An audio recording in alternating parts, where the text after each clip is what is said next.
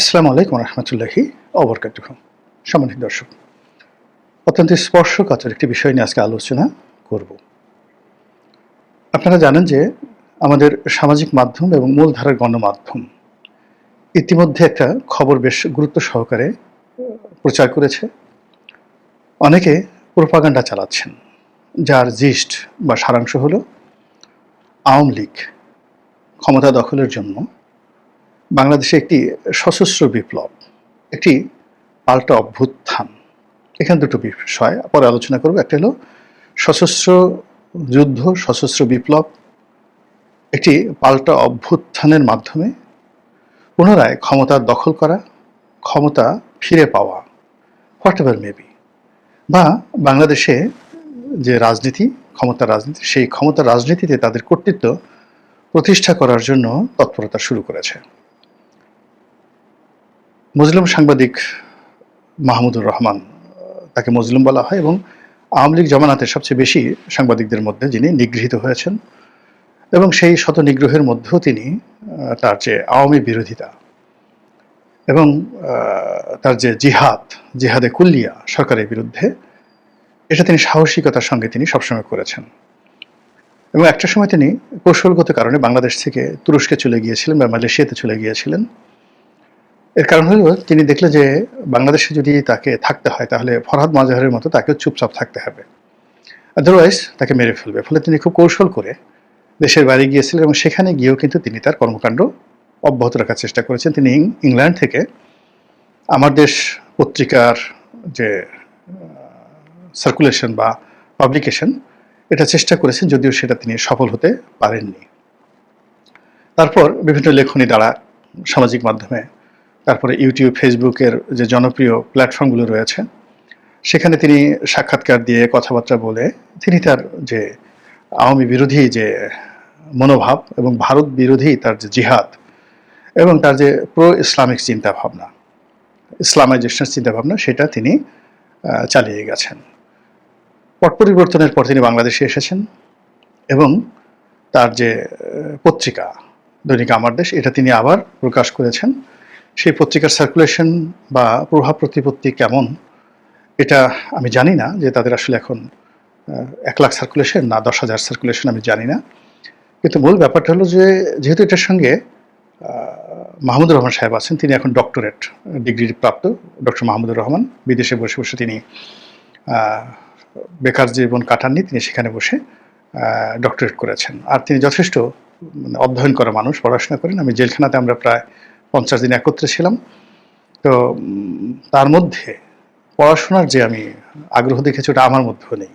সারাক্ষণ তিনি হাতে তার একটা বই থাকবেই, এবং একটা বই আমার পড়তে যদি 7 দিন লাগে, তার পড়তে লাগে 2 দিন, বড় জোর 2 দিন। এবং তিনি আমার বইগুলো পড়তে চাইলেন ওই সময়টাতে, এবং আমি তাকে বেশ কয়েকটি বই দিলাম, আমার লেখা বইগুলো। এবং আমার লেখা বইগুলো আমি দেখলাম যে সে বড় বড় বইগুলো 2 দিনে বা 1 দিনে সে শেষ করে ফেললো। এবং ওই বইগুলো নিয়ে যখন আলাপ আলোচনা করলাম, দেখলাম যে তার সবই মোটামুটি যাকে বলা হয় পড়া হয়ে গেছে, এবং তিনি মনোযোগ সহকারে পড়েছেন। তো কাজেই তার পত্রিকায় 10,000 সার্কুলেশন হোক বা 10 লাখ সার্কুলেশন হোক, ডাজ নট ম্যাটার। তিনি যেটা বলেছেন আমি সেটা গুরুত্ব সহকারে বিবেচনা করতে চাই এবং এটার ইম্পর্টেন্সই দিতে চাই, গুরুত্ব দিতে চাই। তার পত্রিকায় যে রিপোর্ট বের হয়েছে, সেটি হলো বাংলাদেশের কয়েকটি গোয়েন্দা সংস্থা, ডিজিএফআই এবং এনএসআই, তারা যে রিপোর্ট সরকারের কাছে জমা দিয়েছে, সেক্ষেত্রে আওয়ামী লীগের তৎপরতা আর কথা বলা হয়েছে। এবং সেখানে বলা হয়েছে যে আওয়ামী লীগের নেতাকর্মীদেরকে বিভিন্ন ওয়ার্ড থেকে, ইউনিয়ন থেকে এবং ঢাকা শহরের বিভিন্ন থানা থেকে তাদেরকে বাছাই করা হয়েছে, এবং তাদেরকে বিশেষ ট্রেনিং দেওয়া হচ্ছে। অবশ্যই সেটা অস্ত্রের ট্রেনিং দেওয়া হচ্ছে, এবং নানা রকম অঘটন ঘটানোর জন্য তাদেরকে প্রস্তুত করা হচ্ছে। এই ধরনের একটা রিপোর্ট দৈনিক আমার দেশে এসেছে। দ্বিতীয়ত যে জিনিসটি হচ্ছে, সেটি হলো এই কাজের জন্য নাম এসেছে সেই ডিবি মনিরের, যিনি পুলিশের এডিশনাল আইজি ছিলেন এবং এসবির প্রধান ছিলেন। মূলত তার যে এক্সপার্টিস, সেটা হলো কাউন্টার টেরোরিজমে এবং জঙ্গি দমনে। পুরো শেখ হাসিনার জমানাতে, সেটা জঙ্গি দমন হোক কিংবা জঙ্গি নাটক হোক, এটাকে অত্যন্ত সুচারুরূপে, অত্যন্ত অথেন্টিকেসির সঙ্গে বিশ্বাসযোগ্য করে এটিকে জনগণের সামনে উপস্থাপন করা এবং আওয়ামী লীগকে এটার বেনিফিট প্রদান করার জন্য সবচেয়ে সফল যে পুলিশ কর্মকর্তা ছিলেন তিনি জনাব মনির, ডিবি মনির। এখন সেই ডিবি মনির ধরাছোঁয়ার বাইরে আছেন, দেশে আছেন না দেশের বাইরে আছেন আল্লাহ জানেন, কিন্তু তাতে কানেক্টিভিটি আছে এবং তিনি জানেন কি করে কোন কাজ করতে হয়। আমার দেশের রিপোর্ট অনুযায়ী এই ডিবি মনির এই কাজটি করে যাচ্ছেন। তো ডিবি মনিরের পরে আরেকজন কর্মকর্তা আছেন, সেটা হলো ডিবি হারুন। তো ডিবি হারুন ডিআইজি পর্যন্ত হয়েছিলেন, এডিশনাল আইজি হননি। তিনি সর্বশেষ এই যে ডিবির প্রধান রূপে, মহানগর ডিবির প্রধান রূপে তিনি দায়িত্ব পালন করেছেন এবং তার সে বিখ্যাত ভাতের হোটেল এবং সেই হোটেলে তিনি এই যে এখন যারা কুশীলব, জুলাই আগস্ট বিপ্লবের যারা কুশীলব ছাত্র নেতাদেরকে তিনি সেখানে গ্রেপ্তার করে নিয়ে গিয়েছিলেন, তাদেরকে সেখানে জামাই আদরে তিনি রেখেছিলেন। এখন তার পক্ষ থেকে বলা হচ্ছে কিছু হয়নি, আর ছাত্র নেতারা বলছেন যে আমাদেরকে একদিকে পিটিয়েছে, একেবারে গরু ছাগলের মতো পিটিয়েছে, পাছা লাল করে দিয়েছে এবং অনেকের সেই পশ্চাৎদেশ এবং পৃষ্ঠদেশ সেই ডিবি অফিসের পিটুনিতে কীভাবে রক্তাক্ত হয়েছে সেই ছবিগুলো কিন্তু এখন ইন্টারনেটে ভাসছে। এবং এই ডিবি হারুন এতটা নির্মম নিষ্ঠুর, সে আবার আমাদেরকে পিটিয়ে আবার টেবিলে কাঁটা চামচ দিয়ে পোলাও কোরমার সামনে রেখে আমাদেরকে হাসি মুখে খেতে বলেছে এবং আমরা খেয়েছি, আর সে ছবি তুলেছে। এরপর আমাদেরকে এত মারধর করার পরেও যাকে বলা হয় আমাদের পিতামাতাকে ডেকে এনেছে, তাদেরকে দিয়ে বিবৃতি দিয়েছে যে আমরা এখানে স্বেচ্ছায় এসেছি এবং এখন এখানে আছি নিরাপত্তার জন্য, বাইরে গেলে আমাদের মেরে ফেলবে, এই জন্য আমরা এখানে আছি। তো সেই ডিবি হারুন তো এখনো মরেননি, তিনি আছেন, তার সেই কৌশল আছে। তারপরে পুলিশের যে অন্য সকল কর্মকর্তা, যেটা আওয়ামী লীগের সময়টাতে তারা বিএনপির জন্য আজরাইল রূপে ছিলেন, এর মধ্যে একজন ছিলেন বিপ্লব। হারুনের কথা তো আগেই বললাম। তো হারুন অনেকটা ডিপ্লোম্যাটিক ছিলেন, কিন্তু বিপ্লব ডাইরেক্ট ছিলেন। আরেকজন অফিসার ছিলেন মেহেদি। তো মেহেদি ছিলেন। তো এরকম এক ডজন পুলিশের যারা খুব নামকরা কর্মকর্তা, তারা মোরালের সবাই কিন্তু দেশের বাইরে নিরাপদে আছে, নিশ্চিন্তে আছেন, কিন্তু তাদের কানেক্টিভিটিগুলো কিন্তু রয়ে গেছে, ট্রেনিং রয়ে গেছে, অর্থবিত্ত সব কিছুই রয়ে গেছে। তো এই বিষয়গুলো একত্র করে আওয়ামী লীগের সেই সারা বাংলাদেশ থেকে যদি 50,000 লোককে ওয়ার্ড ভিত্তিক এইভাবে গোপনে ট্রেনিং দেওয়া হয়, এটা এই জনারণ্যে কত বড় ভয়ঙ্কর বিষয় হতে পারে যে এই লোকগুলোর ট্রেনিং আছে কিভাবে বোমা মারতে হয়, এই লোকদের ট্রেনিং আছে কিভাবে বড় একটা সমাবেশ হচ্ছে বিএনপির বা জামাতের অন্য জায়গায়, সেই সমাবেশের মধ্যে গন্ডগোল করতে হয়, কিভাবে সেখানে একটা ককটেল ফুটাতে হয়, কিভাবে ব্রাশ ফায়ার করতে হয়, সেখানে কিভাবে জঙ্গি হামলা করতে হয়, এরকম একটা যেটাকে বলা হয় আত্মঘাতী এই ঘটনাগুলো আওয়ামী লীগের লোকদের অর্গানাইজ করে এই পুলিশের সাবেক কর্মকর্তা যারা আছেন, তার সঙ্গে অন্যান্য কর্মকর্তারাও থাকতে পারেন, এইরকম একটা রিপোর্ট গোয়েন্দারা নাকি তৈরি করেছে, মাহমুদুর রহমান পত্রিকায় ছাপা হয়েছে। এবং এটা সরকারের মধ্যে যথেষ্ট অস্থিরতা তৈরি করেছে, চঞ্চলতা তৈরি করেছে, আতঙ্ক তৈরি করেছে এবং জনগণ আতঙ্কগ্রস্ত হয়ে পড়েছে। এর কারণ হলো আমরা সেই সিঁদুর মেঘ দেখে ভয় পাওয়া মানুষ। আমাদের এই জাতীয় জীবনে একটি মাস ভালো যায় না, কালবৈশাখী শেষ হতে না হতেই আকাশে মেঘের ঘন ঘটা, সেই প্রবল বর্ষণে বন্যার পরে শুরু হয় মঙ্গা, ফসল হানি হয়, এরপর অভাব অভিযোগ। সেই আশ্বিন এবং কার্তিক মাস যেতে না যেতেই শীত চেপে বসে, পুরো উত্তরাঞ্চল শীতের কারণে স্থবির হয়ে পড়ে, জনজীবন কোনো কাজকর্ম করা সম্ভব না, রাস্তাঘাট বিকেল 3টা থেকে কুয়াশায় আচ্ছন্ন হয়ে পড়ে, সকাল 10টার আগে সূর্যের আলো দেখা যায় না, মানুষের জীবন তছনছ হয়ে যায়।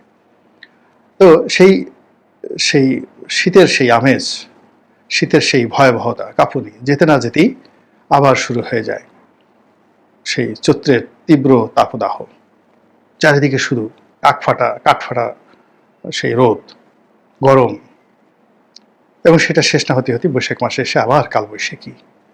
এর সঙ্গে রাজনৈতিক অস্থিরতা, চুরি ডাকাতি, রাহাজানি, সব মিলিয়ে আমাদের এই জীবনটা যেন কেমন।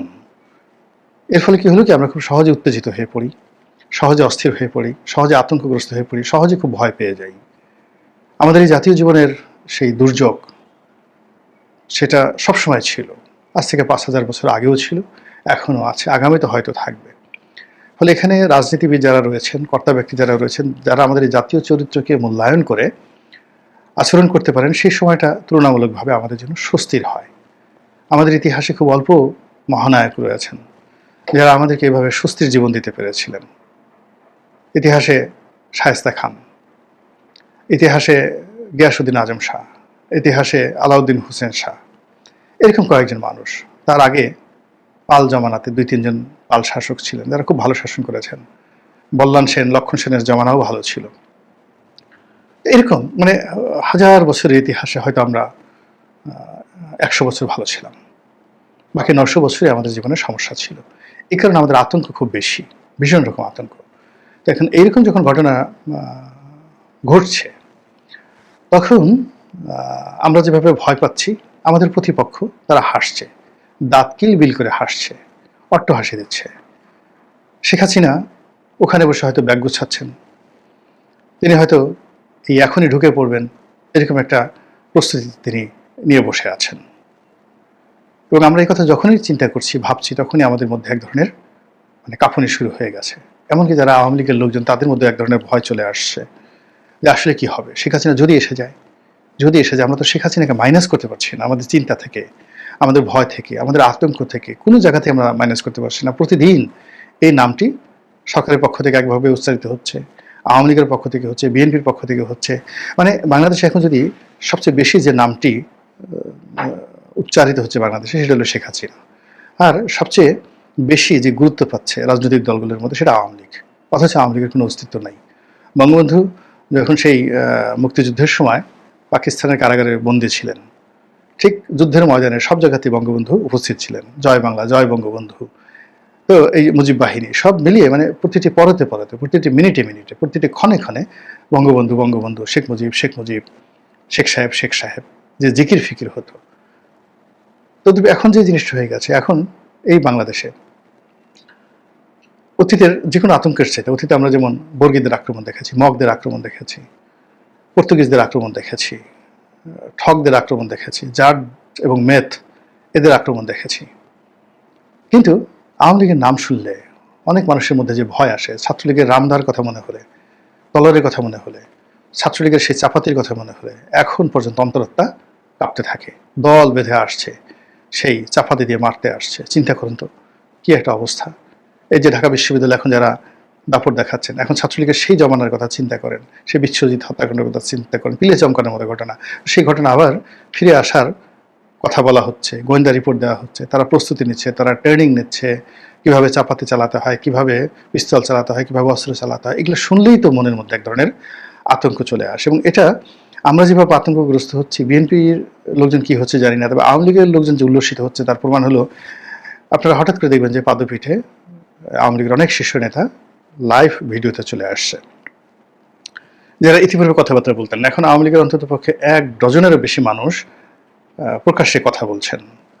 এবং সর্বশেষ ওবায়দুল কাদের সাহেব, তিনি কন্টিনিউয়াসলি সাক্ষাৎকার দিয়ে চলছেন। আগে অডিও বার্তা দিতেন, মুখ দেখাতেন না, এখন তিনি মুখ দেখান এবং তাকে যথেষ্ট সামর্থ্যবান মনে হয়, শক্তিশালী মনে হয়, সুস্থ মনে হয়, এবং তিনি মনে হয় যেন হারানো যৌবন ফিরে পেয়েছেন এবং আবার নতুন করে মন্ত্রী হিসেবে দায়িত্ব পালন করতে যাচ্ছেন। এরকম একটা ভাবসাব তার অভিব্যক্তিতে ফুটে উঠেছে। ওই যে দেখেন লন্ডনে চলে গেছেন সমর রেজাউল করিম সাহেব, একসময় টেলিভিশনে খুব জনপ্রিয় ছিলেন, তারপরে এমপি হলেন, মন্ত্রী হলেন, তারপরে যে কোনো একটা পরিস্থিতিতে যে বাংলাদেশের পট পরিবর্তনের পরে তিনি চলে গেলেন এবং গিয়ে অনেক দিন চুপচাপ থাকলেন। এখন তারও একটা ইউটিউব চ্যানেল হয়ে গেছে। তিনিও বিভিন্ন সেই ইউটিউব প্ল্যাটফর্মে এসে আওয়ামীপন্থী যারা সাংবাদিক আছেন দেশের বাইরে, সেটা ফজলুল বারী বলেন, সুলতানা রহমান বলেন, তারপর শেষে মোহাম্মদ ইসমাইল বলেন, অন্যান্য যারা আছেন সবার সঙ্গে ফাটিয়ে তিনি বক্তব্য দিয়ে যাচ্ছেন এবং তার সেই বক্তব্যগুলো লাখ লাখ মানুষ দেখছে, ফেসবুকে, ইউটিউবে সেগুলো দেখছে। বাংলাদেশে থাকতেও তো তিনি এই টকশো করেই মূলত তো এমপিগিরি নমিনেশন পেয়েছিলেন। তো সেই মানুষ তো এখন কথা বলছে। তারপরে শেষে অনেকেই কথা বলছেন, মহিবুল হাসান চৌধুরী কথা বলছেন, তারপরে আব্দুর রহমান সাহেব কথা বলছেন, জাহাঙ্গীর কবির নানক কথা বলছেন। মানে যেই মানুষগুলো কথা বলতেন না, এখন তারা সবাই মোরাললেস কথা বলা শুরু করেছেন এবং এই কথা জ্যামিতিক হারে বাড়তে থাকবে, জ্যামিতিক হারে এই কথাগুলো বাড়তে থাকবে। আর আগের সেই আরিফ জেকটিক, তারপরে শেষে যাকে বলা হয় নিঝুম মজুমদার, তারা তো আসেনি। তো এদের যারা মানে খুব উগ্রভাবে আওয়ামী লীগকে সমর্থন করেন এবং প্রতিপক্ষকে খুব নিষ্ঠুরভাবে মোকাবেলা করেন, এই যে ফোর্সটি যেটি মূলত গণজাগরণ মঞ্চ থেকে তৈরি হয়েছিল, সেই গণজাগরণ মঞ্চের ফোর্সটি আবার নতুন করে মাথা ছাড়া দিয়ে উঠেছে এবং তারা আওয়ামী লীগের পক্ষে ন্যারেটিভ তৈরি করছে, ডক্টর মোহাম্মদ ইউনূসের বিপক্ষে ন্যারেটিভ তৈরি করছে, আওয়ামী লীগে ফিরে আসার জন্য একটা পথ তৈরি করছে এবং আগামীতে আওয়ামী লীগের যারা প্রতিপক্ষ হবেন তাদের ক্যারেক্টার অ্যাসাসিনেশন শুরু করে দিয়েছেন। বিএনপির আসল চরিত্র কী, জামাতের আসল চরিত্র কী, এই 11 মাসে তারা কী কী করেছেন, ডক্টর মোহাম্মদ ইউনূসের আসল চরিত্র কী, এখন তারা বলার চেষ্টা করেছেন সারা বাংলাদেশে আমরা কেউ যেটা বুঝতে পারিনি এটা শেখ হাসিনা বুঝেছেন।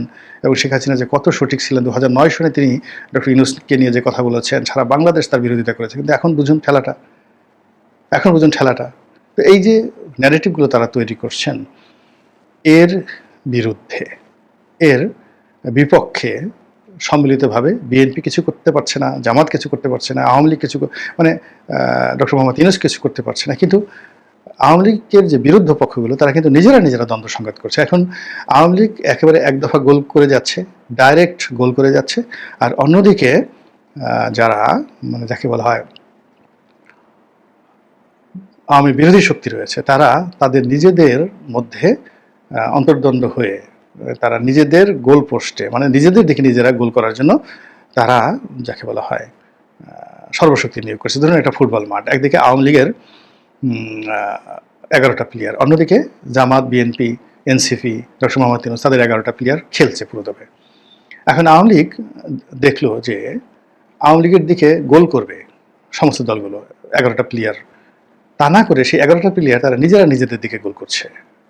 আর এই সুযোগে আওয়ামী লীগের যারা লোকজন রয়েছেন তারা পাইকারি হারে গোল করে যাচ্ছেন এই তাদের প্রতিপক্ষের বিরুদ্ধে। ফলে এখানে আওয়ামী লীগের গোল প্লাস ওদের যে নিজেদের আত্মঘাতী গোল, এই আত্মঘাতী গোলে মানে এখন ওই পক্ষে যারা গোলকিপার আছেন তাদের তো চোখ কান সব ভোটা হয়ে গেছে, গোল পোস্ট ভরে গেছে গোলে।